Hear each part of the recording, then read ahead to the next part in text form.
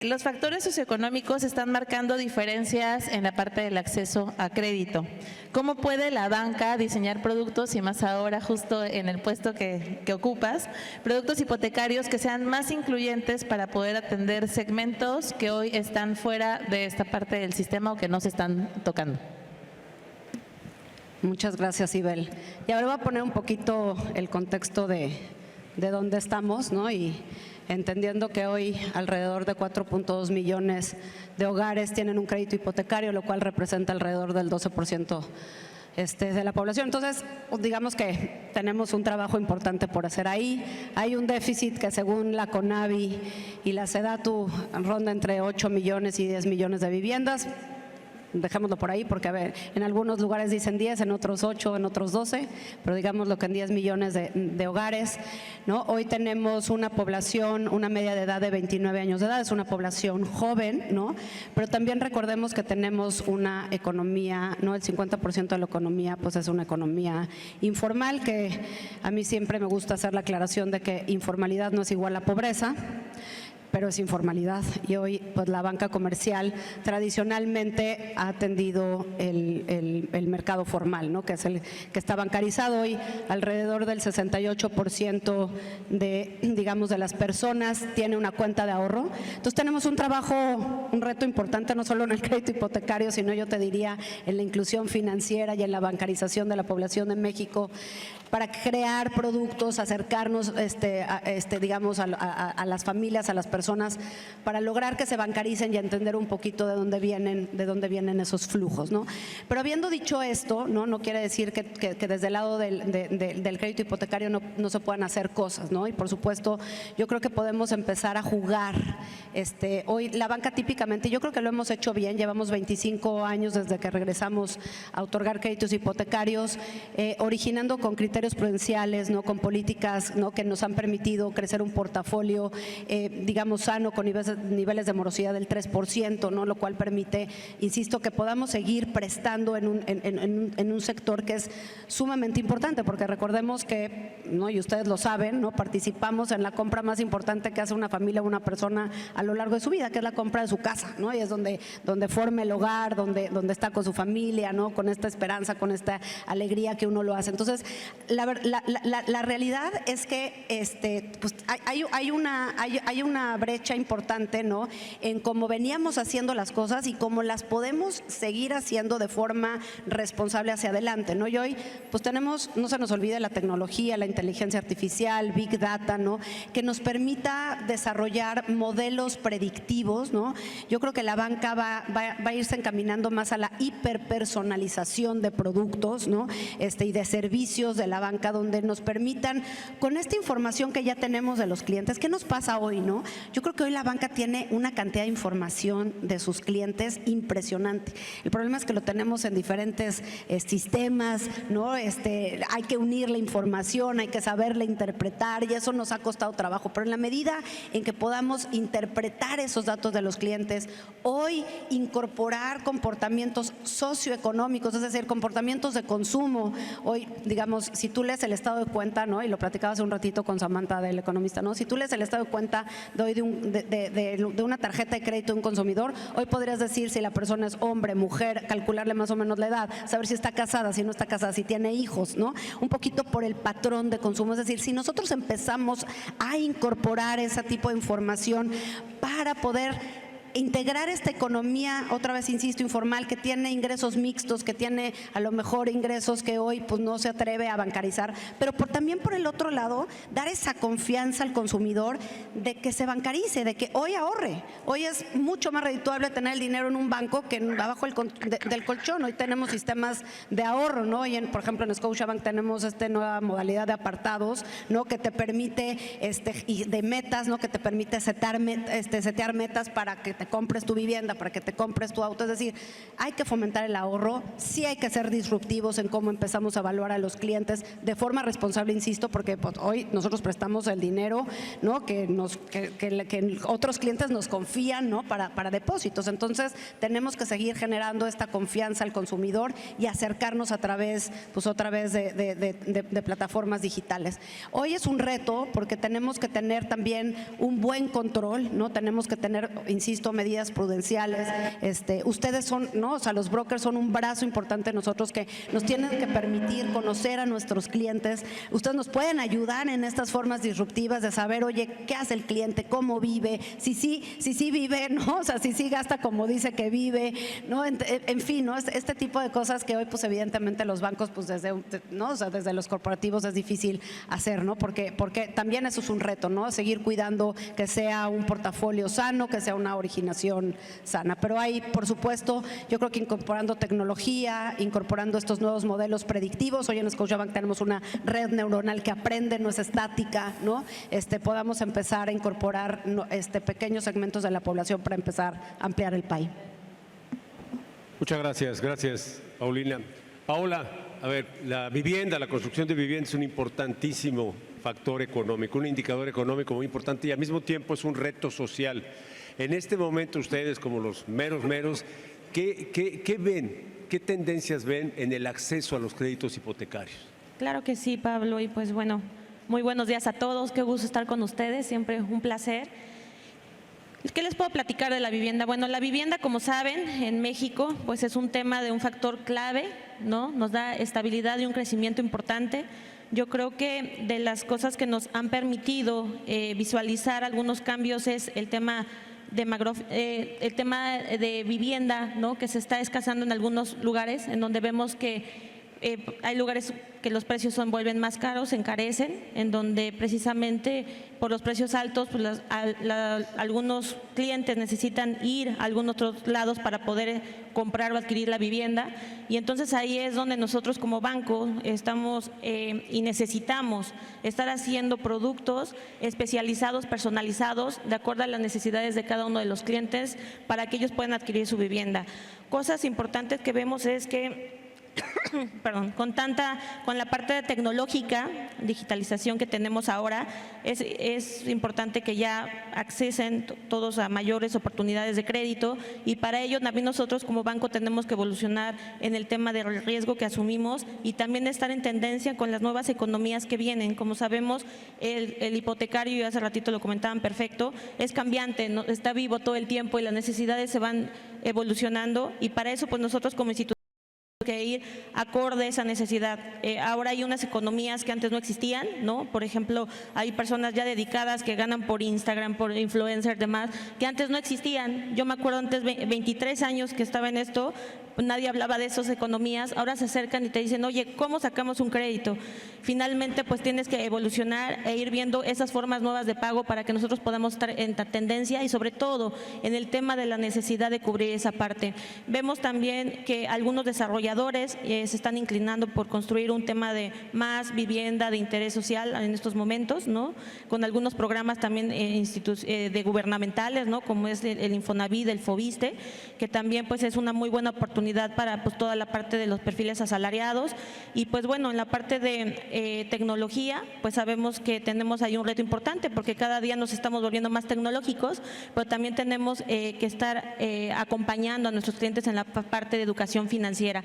Ese es un desafío que tenemos porque sí vemos muchos lugares a donde se está construyendo, estamos siendo tecnológicos, pero tenemos que estar más cercanos a nuestros clientes, en donde pues no se pierda lo más importante, el servicio. Este negocio de hipotecario siempre es un tema de las personas, lo hacen todos ustedes, cada uno con su trabajo, y la tecnología solamente da velocidad para dar respuesta rápida, pero tenemos que estar en esa parte. Pero bueno, vemos un crecimiento en donde creemos que combinando tecnología, innovación, cercanía, servicio, educación financiera e inclusión, podemos estar en el mercado.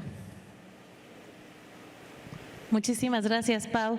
Y justo hablando de esta parte de transformación tecnológica, Borja, la tecnología pues justo nos ha ayudado a transformar la parte de otorgación de crédito, ¿no? En cuanto a procesos y demás.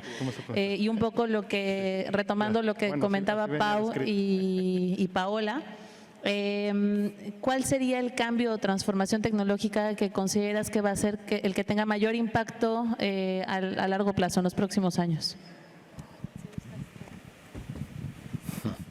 A ver, yo creo que muchos habéis escuchado el tema de inteligencia artificial. La inteligencia artificial, para que lo sepáis, hay mucha gente que lleva trabajando décadas en tema de inteligencia artificial, simplemente que ahora estáis viendo pues estamos viendo cómo se puede utilizar en el día a día. Y dentro del tema de hipotecario, pues lo que está ayudando es, y nos va a ayudar a todos, es a tener un proceso mucho más sencillo de lo que lo tenemos ahora. ¿Por qué? Porque empiezan a ser capaz de hacer funciones que antes necesitábamos un ser humano para hacerlas. Y son temas de cotejos de documentación, de asegurar que el documento no sea falsificado, que la información de los estados de cuenta, organizártela para que se pueda utilizar y explotar y que no haya alguien haciendo las sumas y demás. Entonces, eso al final lo que va a hacer es hacer un proceso mucho más sencillo, mucho más seguro y sobre todo mucho más rápido. Y sabemos que en este negocio el tema de la velocidad es fundamental y también tener un proceso sencillo. Entonces, eso es lo que nosotros vemos y es lo que hemos estado trabajando en los últimos años de poder incorporarlo. Y también lo que debería ayudar también es que haya, además de toda esta parte de documentación, de cara a la toma de decisiones de si le das un préstamo o no le das un préstamo, es decir, del análisis de riesgos, también debe ayudar, porque te ayuda a tener una decisión mejor que antes no podías hacer. O sea, con inteligencia artificial, para que lo entendáis, puedes seleccionar mejor a quiénes son las personas que les podemos dar un préstamo hipotecario. Entonces, es hacia eso, hacia lo que más nos está ayudando y sobre todo de hacerlo fácil, rápido y sencillo. Entonces, y nosotros estamos ya viendo cómo incorporar este tipo de herramientas en partes del proceso para evitar el error humano, porque la verdad es que hay herramientas que son súper útiles y que te permiten detectar cosas que antes no éramos capaces de detectar. O sea, de documentos pues que no son correctos, apócrifos y demás, pues eso está ayudando un montón. Entonces yo creo que al final eso lo que nos va a permitir a todos, más allá de más seguro y demás, es de que estemos todos más tranquilos y que no haya problemas, la verdad. Sí, la velocidad, o sea, la velocidad va a ser mucho mayor y la decisión va a ser más certera. Entonces eso yo creo que nos va a ayudar a todos a asegurarnos de la seguridad de todo el negocio hipotecario. Muchísimas gracias, Jorge. Muchas gracias. Muchas gracias. Tony. Caray. Bueno, algo mencionabas hace unos momentos, Tony, que estamos en un punto como de volatilidad y de tasas cambiantes, ¿no? Entonces, es posible, ustedes que son los expertos, tratar de adivinar, bueno, no adivinar, sino de predecir para los próximos años qué va a pasar en México en el mercado hipotecario y cuál va a ser el papel, por ejemplo, de la relación del banco con SOC para la colocación de créditos y si puede haber cierta estabilidad. Podemos volver a sortear las preguntas. Claro, esta no me lo habían dicho, pero va. A ver, bola de cristal no hay, esa es una realidad, pero lo que está claro es una tendencia. Todos venimos de hace un tiempo con la expectativa de que las tasas tienen que bajar y están bajando pues más lento de lo que esperábamos. Muchas veces nos quedamos un poquito con la referencia de lo que se publica por Banco de México, pero eso puede ser en ocasiones engañoso, porque lo que fondea el hipotecario pues son las perspectivas que tienen las tasas ya en un plazo un poquito más largas. Y esas, a día de hoy, pues no están reconociendo de manera importante esta perspectiva de bajada y no lo están reconociendo, uno porque creo que no les voy a contar ningún secreto si les digo que el mundo anda un poquito alborotado y que además dentro de ese alboroto y de las guerras dramáticas y trágicas que tenemos hay una que también tiene un impacto importante para las economías, que es una guerra comercial importante que hay en el mundo. Y esa guerra comercial pues, nos está amenazando de manera importante a que pudiéramos regresar a temas inflacionarios bastante fuertes. Las tasas y la inflación son inversamente proporcionales. Si tú tienes un miedo de que la inflación suba, la manera de controlarlo es con tasas altas. Si la inflación se mantiene controlada, o sea, tampoco es un poquito más complejo, pero bueno, pero para hacer una asociación, si la inflación pues, se mantiene controlada, es un incentivo más para que las tasas puedan bajar. Entonces, esa especie del sistema que está precavido o esperando que a ver qué ocurre, qué no ocurre o cómo acaba de tirar, pues lo que está haciendo es que esas tasas de largo plazo, pues sí, han tenido una tendencia, pero tienen picos, y el gran enemigo, como de todo, que tiene que ver con la economía, muchas veces no es las tendencias. No es tan preocupante si las tasas están un poquito más altas o un poco más bajas. Uno, porque traducido en el hipotecario, creo que todos los bancos hemos demostrado en el tiempo que hemos asumido gran parte del golpe manteniendo tasas muy competitivas. El gran enemigo es la inestabilidad. Cuando ya no tienes la capacidad de poder prever en un plazo prudente de tiempo qué va a ocurrir, y además tienes picos en los cuales vas manteniendo una tendencia y de repente el mundo amanece con alguna noticia y esa noticia lo que hace es que se alborote y una tendencia cambie con unos picos importantes. Dicho esto, aún así mantenemos que aún de una manera más lenta de lo que esperábamos, la tendencia esperable sería que las tasas vayan manteniendo una tendencia a la baja. Traducido en expectativas. A ver, yo siempre digo que hay que verlo en perspectiva. Y cuando digo en perspectiva me refiero a que es verdad que llevamos 1 año y medio de bastante estabilidad en lo que tiene que ver con los volúmenes de crédito hipotecario. Vale, pues yo creo que tienen que ver muchos factores, entre ellos obviamente pues esa espera de que las tasas puedan venir, temas de oferta de vivienda, etc., que pueden estar. Pero siempre hay que verlo desde el incremento en el que nos hemos consolidado. También todos somos conscientes que esto venía creciendo de una forma y en el año 21 esto pegó un subidón que se ha consolidado en el tiempo. Tampoco fue flor de un día, no fue que subiéramos en el 21 y hayamos regresado después a volúmenes previos a esos años. Ya nos consolidamos, creo de manera importante, y además el broker fue un factor fundamental en este crecimiento de la actividad hipotecaria en el país. Entonces, a partir de que estamos en unos niveles que si lo comparamos con años previos, pues son espectaculares, sí es cierto que la perspectiva en este momento es mantener tendencias crecientes, pero con crecimientos muy moderados. O sea, estamos más bien en una tendencia estable, que creo que también es una muy buena noticia, porque, insisto, estamos estables dentro de unos volúmenes que hace años no veíamos venir tampoco. Muchas gracias. Gracias, Tony.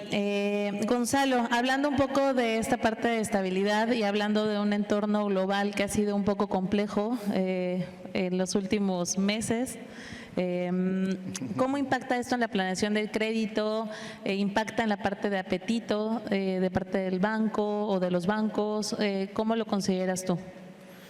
Bueno, antes que nada, gracias Fernando, gracias Ibel, gracias Pablo por la invitación, por estar aquí con mis colegas y para compartir también esta información y sobre todo también porque luego nosotros en esta plática nos alimentamos de los datos que se aterrizan en temas de la planeación que hacemos para nuestros diferentes negocios.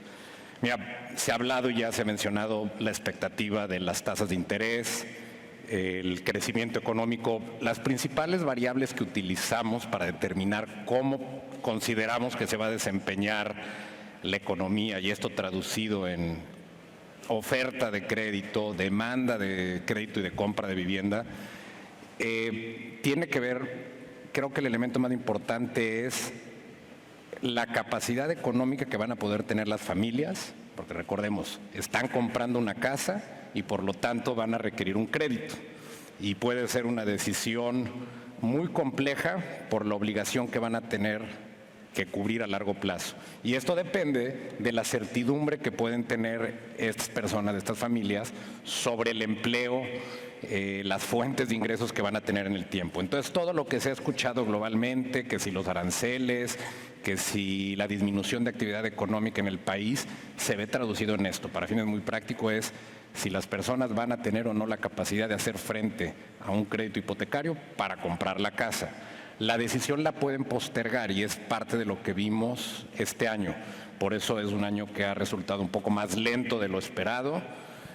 Para los años que vienen, si se dan las expectativas que se tienen que haya una recuperación económica, no muy grande, o no excesiva, vaya, debe de verse traducido en una mayor demanda de crédito, porque además, como comentaban hace un momento, el bono demográfico y el déficit de vivienda que existe en el país es otra de las variables que impulsa. Entonces, conforme veamos que la actividad económica tiene un mayor dinamismo, lo vamos a ver automáticamente en una mayor demanda. Al planear esto nosotros como Banamex, lo vemos claramente en las solicitudes de crédito, en cómo va evolucionando. Tampoco es algo que brinque radicalmente de un mes a otro, es algo que va siendo evolutivo. Ha tenido que ver también con los precios de la vivienda, que han tenido un incremento importante, entonces eso puede desperfilar a los clientes. Lo que pensaban comprar cuando empezaron a hacer el ahorro del enganche, resulta que un par de años después ya no le alcanza, entonces tienen que replantear lo que necesitan. Nosotros lo que estamos viendo es que pueden venir mejores años, que recuperemos el crecimiento en el sector, particularmente en Banamex. Un elemento importante, no tenemos restricción ahorita de capital, o sea, no estamos limitando la oferta de crédito, tampoco de liquidez disponible para crecer en el negocio hipotecario. Y esto lo vamos a ver finalmente en el apetito de otorgamiento de crédito. No estamos haciendo tampoco restricciones. En general, las políticas de crédito, y hablo en general por lo que se ve en la banca, hemos sido muy cuidadosos en generar créditos y portafolios muy sanos. Los incumplimientos están en los mínimos históricos. Entonces, esto habla de que puede ser algo recurrente, que no tenemos que poner freno, que no tenemos que hacer una limitación relevante, que se vea traducido en que haya menor oferta que demanda. Entonces, redondeando esto, vemos que para el año que entra nosotros particularmente sí estamos esperando un crecimiento. Hemos tenido crecimiento en los últimos 3, 4 años de otorgamiento de crédito y seguiremos impulsando la oferta de crédito de forma consciente, sin generar crecimientos o ofertas absurdas o que en términos de riesgo puedan comprometer el crecimiento del banco. No, pues muchas gracias. Gracias. Antonio, te lo digo bajito para no obligar. Perdón, Tony. A ver, hablan de personas, ¿no? Personas. La digitalización va con todo, avanza y está transformando totalmente la banca. En este contexto, la tecnología, ¿cómo debe perfilarse para ser humana y estar precisamente atendiendo algo tan humano como son los créditos hipotecarios? Primeramente, buenos días a todos y muchas gracias aquí por la invitación. En la parte del onboarding, yo creo que es donde podemos estar utilizando mucho la tecnología. En la parte también de los modelos para la aprobación de los clientes, ya contamos con más información los bancos para poder hacer uso de la tecnología y tener más datos del cliente, más información, tanto para la aprobación como para poder segmentar y hacer un mejor producto para los clientes. En la parte de quitar lo humano va a ser muy complejo. Ahorita platicaba Gonzalo del déficit de vivienda que se tiene. La gente no está acostumbrada a obtener créditos hipotecarios. En la vida en México, menos de una vez en su vida la gente compra una vivienda. Algunos que les es posible repetir y comprar varias viviendas desconocen la parte del avalúo, la parte fiscal, la parte de notaría. Entonces, en resumen, nosotros vemos que en la parte comercial de venta, de atributos hacia el cliente, sí podemos hacer uso de la tecnología, pero no podemos eliminar el contacto humano, porque necesitamos ese approach y ese acercamiento con el cliente para poderlo asesorar de la mejor manera y pueda vivir una buena experiencia en el crédito. No, gracias. Pues muchas gracias. Ahí está la parte humana. Sibel. Muchas gracias. ¿Y Enrique?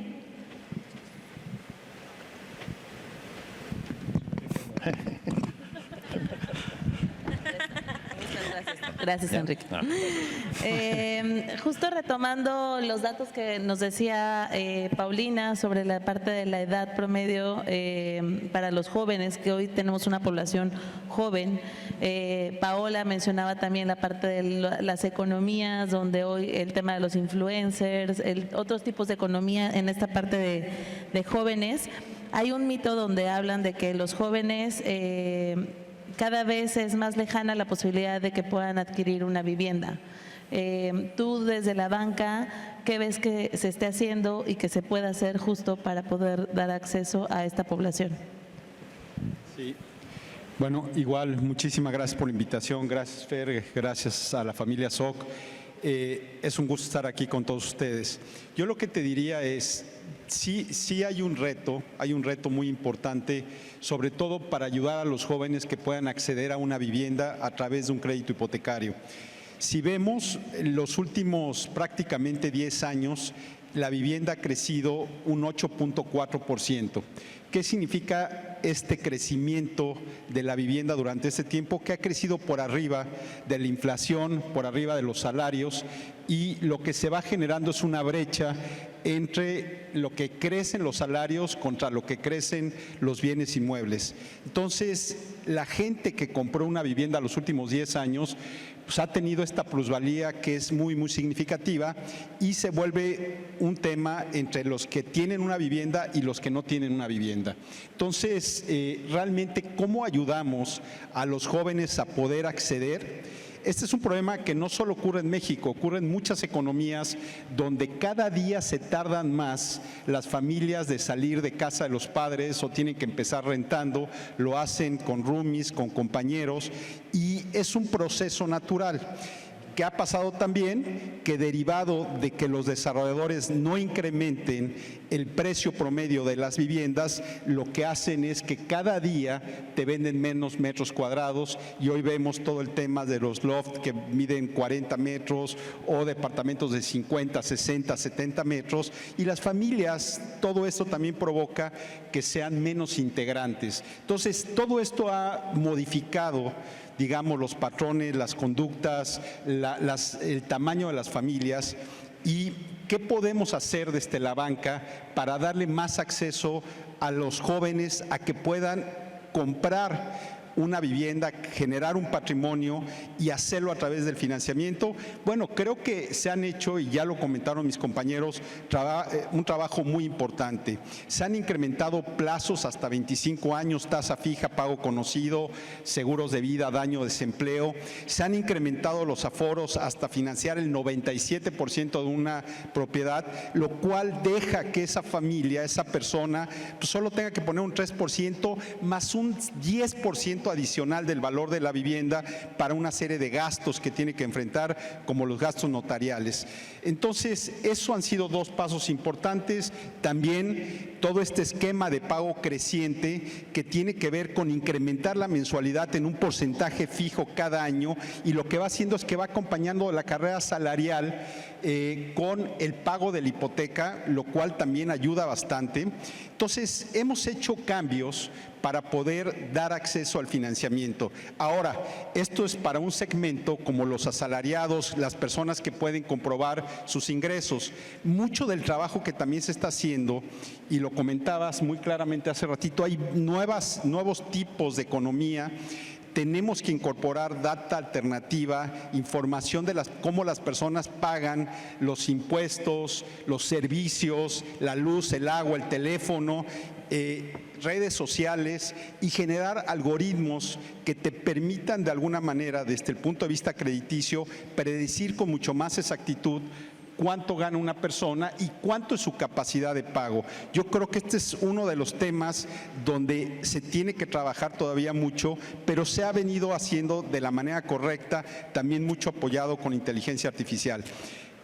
Algo que desde el punto de vista producto hipotecario se ha hecho el trabajo, pero creo que desde el punto de vista de la banca, creo que todo el tema de educación financiera, inclusión financiera, eliminación del efectivo, mucho trabajo alrededor de fomentar que las personas, las familias, los jóvenes, desde una etapa temprana empiecen a ahorrar.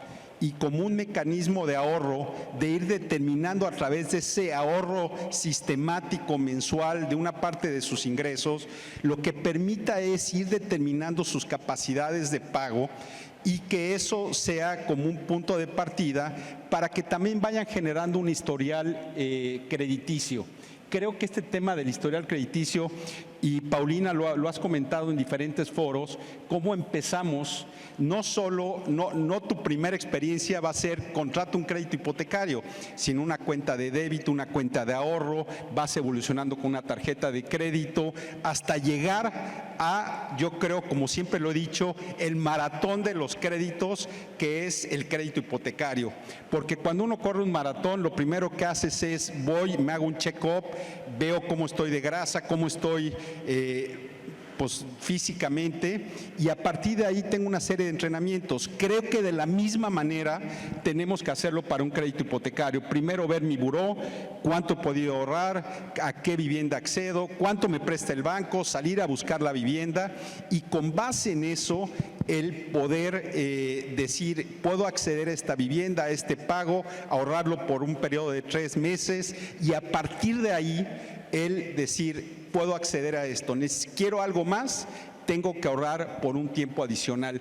Creo que el tema de educación financiera hacia los jóvenes, creo que es algo que todo el mundo tenemos que hacer para fomentar que el día de mañana, y es algo que hemos platicado mucho tiempo, hagamos que el tamaño del pastel, el tamaño del sector hipotecario, que como muy bien decía Tony, ha permanecido estático los últimos años con un importe de 280,000 millones de pesos, 120,000 hipotecas que da la banca, pero venimos de ese brinco del 21, lo que tenemos que hacer es fomentar ese ahorro y que cada día más personas, y sobre todo los jóvenes, y en una población como México, que hay gente muy joven, la media edad son 28, 29 años, puedan acceder el día de mañana a la compra de una vivienda. Entonces, creo que hay mucho trabajo por hacer hacia adelante.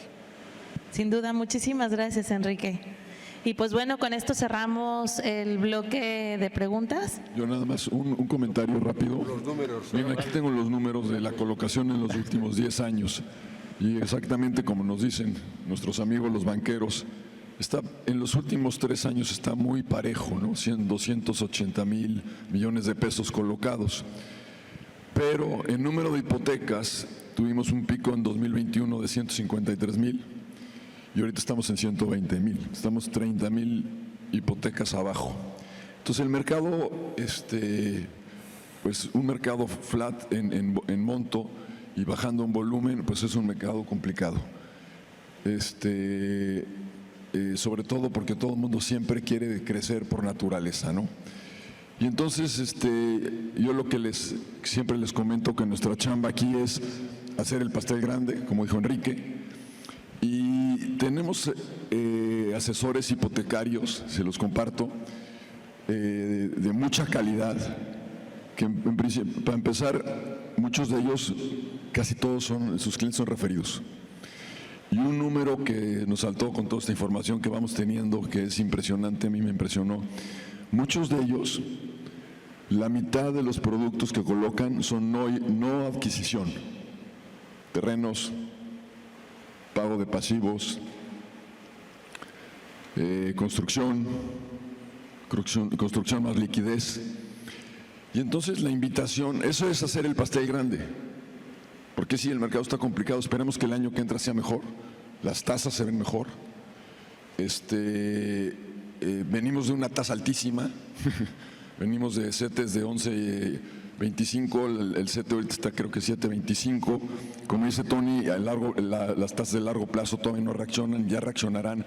Ya hay otra cara en los bancos, yo siento otra cara en los bancos, esperamos un año próximo mejor, pero mientras esperamos, vámonos poniendo las pilas, porque lo que tenemos que hacer es ofrecer otros productos hipotecarios. Ya tenemos al cliente, ya tenemos el contacto. El crédito hipotecario es sin duda el mejor crédito. ¿Por qué? Porque es la tasa más baja y porque es el plazo más largo, lo que le da la mayor flexibilidad al cliente. A lo que me refiero es el pago menor. Y esto lo encontramos en todos los créditos. Liquidez, alguien necesita dinero, el mejor es el crédito hipotecario. Construcción, terrenos, pago de pasivos. Tenemos el mejor producto hipotecario. Y la chamba, muchas veces, la verdad es que, ¿cómo somos los seres humanos? Es que estamos acostumbrados a hacer un quehacer y cambiarlo es muy difícil, y cambiarlo es ofrecer. Es simplemente se empieza por capacitarse y ofrecer, y ofrecer, y ofrecer otros productos hipotecarios. Y perdón que repita, tenemos el mejor crédito de México, el crédito hipotecario. Ofrezcámoslo con todos los productos.